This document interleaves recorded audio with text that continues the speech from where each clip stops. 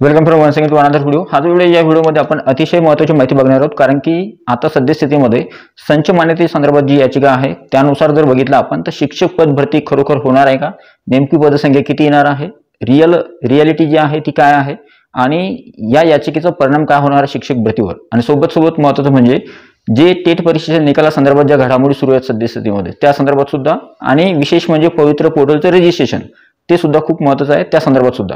तर व्हिडिओ जो आहे खूप महत्त्वाचा आहे। व्हिडिओ आवडला तर व्हिडिओला लाईक करा। तुम्ही चॅनलवर नवीन असाल तर अशाच प्रकारच्या नवीन अपडेटसाठी चॅनलला सबस्क्राईब करा। साईडचं नोटिफिकेशन बेल तर ऑलवर सेट करा, जेणेकरून तुमच्याकडून कोणत्याही प्रकारचं नोटिफिकेशन मिस होणार नाही। आणि हा जो व्हिडिओ आहे जास्तीत जास्त शेअर करायला विसरू नका, कारण की खूप महत्त्वाचा व्हिडिओ आहे। ठीक आहे, तर सगळ्यात अगोदर आणि टेलिग्राम चॅनलची लिंक जी आहे या व्हिडिओच्या डिस्क्रिप्शन बॉक्समध्ये आहे, आणि माझं नवीन चॅनल आहे ब्लॉगिंग चॅनल, त्याची लिंक सुद्धा डिस्क्रिप्शनमध्ये, तर त्याला सुद्धा तुम्ही सबस्क्राईब करू शकता। तर सगळ्यात अगोदर पहिले बघूया, इथं बघा आता टेट परीक्षेचा निकाल जो आहे लवकरच घोषित होणार आहे। त्या संदर्भातच पवित्र पोर्टलचे जे रजिस्ट्रेशन आहे ते लवकरात लवकर सुरू होणार आहे। आता त्या संदर्भात महत्त्वाची माहिती अशी आहे की पवित्र पोर्टलचं रजिस्ट्रेशन जे आहे निकालानंतर लवकरच सुरू होईल, पण त्या संदर्भात किंवा त्यासाठी अजून एक महत्त्वाची गोष्ट आहे ती म्हणजे ॲपियर विद्यार्थ्यांचा निकाल जो आहे, ज्या विद्यार्थ्यांनी आतापर्यंत ज्यांचा निकाल जो आहे आलेला नाहीये अंतिम वर्षाचा, त्या विद्यार्थ्यांमुळे जे आहे आपल्याला पवित्र पोर्टलवर रजिस्ट्रेशन करण्यासाठी थांबावं लागू शकतं। त्याच्यामुळे जर निकाल आज उद्या परवा जरी लागला तरी सुद्धा निकाल लागल्यानंतर पवित्र पोर्टलचं कामकाज किंवा पवित्र पोर्टलवर रजिस्ट्रेशन करण्यासाठी आपल्याला काही दिवस जे आहे थांबावं लागणार आहे। दुसरी महत्त्वाची जी अपडेट आहे ती आहे टेट परीक्षेच्या निकालासंदर्भातची। सद्यस्थितीमध्ये जी माहिती सद्यस्थितीमध्ये समोर येते टेट परीक्षेच्या निकालासंदर्भातची ती अशी आहे की मी तुम्हाला मागच्या व्हिडिओमध्ये सुद्धा सांगितलं, अगोदरच्या व्हिडिओमध्ये, याच्या अगोदर जो व्हिडिओ आला त्या व्हिडिओमध्ये तुम्हाला सांगितलं मी की या आठवड्यामध्ये जे आहे महाराष्ट्र राज्य परीक्षा परिषद यांच्या वतीकडून 100% खात्री अशी आहे की याच आठवड्यामध्ये जे आहे महाराष्ट्र राज्य परीक्षा परिषद यांच्याकडून हा निकाल जो आहे घोषित केला जाणार आहे। लवकरच तुम्हाला महाराष्ट्र राज्य परीक्षा परिषद यांच्या ऑफिशियल वेबसाईटवर हा जो निकाल आहे पाहायला मिळणार आहे। निकालाचं कामकाज जे आहे पूर्णतः झालेलं आहे।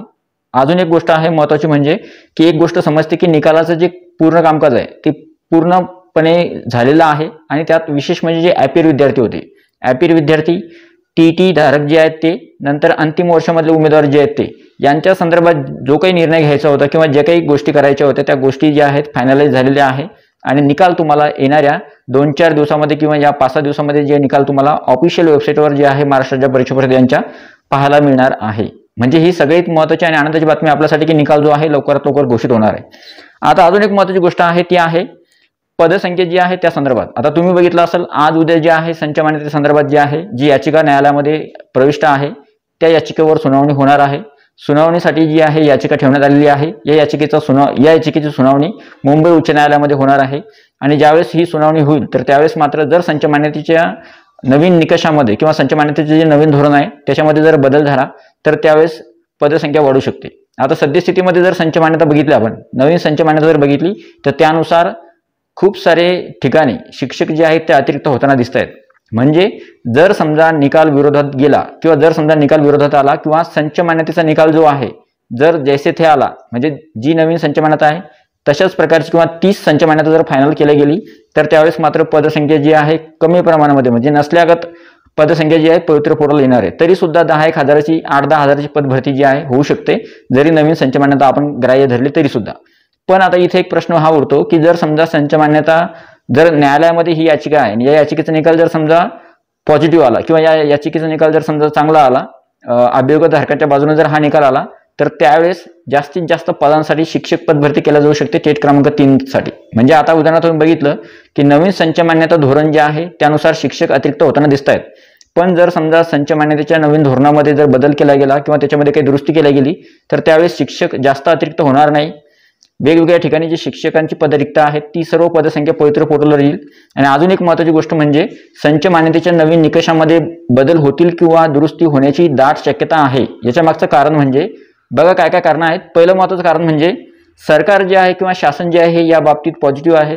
म्हणजे उदाहरणार्थ तुम्ही बघितलं असेल माननीय शालेय शिक्षण मंत्री महोदय जे आहेत त्यांनी सुद्धा विधान भवनामध्ये सांगितलं होतं, माननीय शालेय शिक्षण राज्यमंत्री जे आहेत त्यांनी सुद्धा विधान भवनामध्ये सांगितलं होतं की संच मान्यता जी आहे त्याचे जे नवीन निकष आहेत किंवा जे नवीन धोरण आहे संच मान्यतेचं त्या संदर्भात ज्या काही तुम्ही ज्या काही गोष्टी सुचवाल त्या गोष्टी आम्ही त्याच्यामध्ये इम्प्लिमेंट करू, त्या गोष्टीमध्ये जे आहे बदल होतील किंवा त्याच्यामध्ये आम्ही दुरुस्ती करणार आहोत।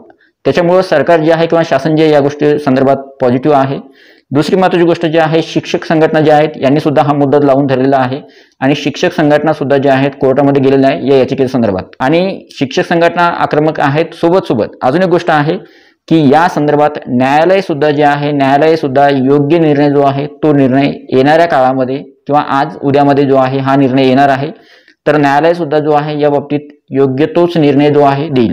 त्याच्यामुळं शासन पॉझिटिव्ह आहे, शिक्षक संघटना सुद्धा आक्रमक आहेत आणि विशेष न्यायालय जे आहे, न्यायालय सुद्धा या गोष्टीवर योग्य तो निर्णय जो आहे तोच देणार आहे. त्याच्यामुळं संच मान्यतेच्या नवीन धोरणामध्ये दुरुस्ती होणार आहे आणि जर दुरुस्ती झाली तर त्यावेळेस मात्र पदसंख्या 15-20 हजाराच्या आसपास जी आहे पदसंख्या आपल्याला तिसऱ्या टेट नंतर शिक्षक अभियोग्यता आणि बुद्धिमत्ता चाचणी 2025 जी झालेली आहे आणि जिचा निकाल आता प्रसिद्ध केला जाईल किंवा जाहीर होणार आहे. तर हा निकाल लागल्यानंतर पवित्र पोर्टलवर रजिस्ट्रेशन होईल आणि त्यानंतर संच मान्यता जी आहे, नवीन संच मान्यता जी काही नवीन दुरुस्ती होईल संच मान्यतेमध्ये त्यानुसार संच मान्यता होईल. संच मान्यता झाल्यानंतर जी काही पदसंख्या रिक्त आहे ती पदसंख्या पवित्र पोर्टलवर येईल. आणि मी अगोदरच्या व्हिडिओमध्ये सुद्धा सांगितलं की 100% पदभरती जी आहे यावेळेस केल्या जाणार आहे. त्याच्यामुळे जेवढी काही पदसंख्या रिक्त असेल ती सर्व पदसंख्या जी आहे पवित्र पोर्टलवर येणार आहे. त्याच्यामुळे जर संच मान्यता ही जी याचिका आहे ही खूप महत्त्वाची आहे. जर याचिकेचा निकाल अभियोगधारकांच्या बाजूने आला तर त्यावेळेस जास्तीत जास्त पदसंख्या पवित्र पोर्टलवर येईल. पण मात्र जर संच मान्यतेचा निकाल जर अभियोगधारकाच्या विरोधामध्ये किंवा जर अभियोगधारकांच्या बाजूने नाही आला तर त्यावेळेस मात्र कमी पदसंख्या जी आहे पवित्र पोर्टलवर येऊ शकते. या संदर्भात हा व्हिडिओ होता. हा जो व्हिडिओ आहे किंवा ही जी माहिती आहे तुम्हाला आवडली असेल, व्हिडिओ आवडला तर व्हिडिओला लाईक करा. हा जो व्हिडिओ खूप महत्त्वाचा होता त्याच्यामुळे ही माहिती तुमच्यापर्यंत पोहोचणं आवश्यक होती. हा व्हिडिओ जास्तीत जास्त शेअर करायला विसरू नका आणि टेलिग्राम चॅनल आणि नवीन चॅनलची लिंक जी आहे या व्हिडिओच्या डिस्क्रिप्शन बॉक्समध्ये तुम्ही त्याला सुद्धा सबस्क्राईब करू शकता. तुमचे काही डाऊट डिफिकल्टीज असतील तर तुम्ही कमेंट बॉक्समध्ये विचारू शकता. वन्स अगेन व्हिडिओ बघितल्याबद्दल thank you so much. Take care. Bye bye.